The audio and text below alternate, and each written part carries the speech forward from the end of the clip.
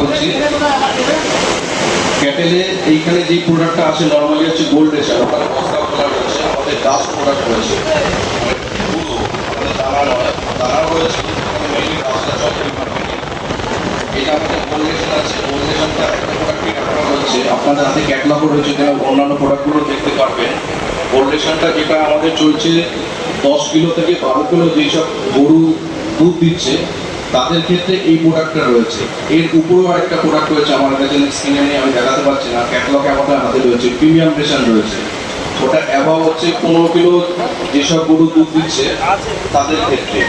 আর এর নিচে আরেকটা প্রোডাক্ট রয়েছে সোলার রেশন বলে, ওটা নর্মালি দেবে হচ্ছে 8 থেকে 10 কিলো দুধ দিচ্ছে এরকম গরুর ক্ষেত্রে। এবার অনেকে করে কি পুরনো প্রোডাক্টটা 8 থেকে 10 কিলো দুধ দিচ্ছে তাদেরকে আমরা গোল্ড রেশনটা খাইয়ে দিলাম, 10 কিলো বা 15 কিলো যে রেঞ্জের ফিডটা খাইয়ে দিলাম, ভাবলাম সঙ্গে সঙ্গে দুধ বেড়ে যাবে।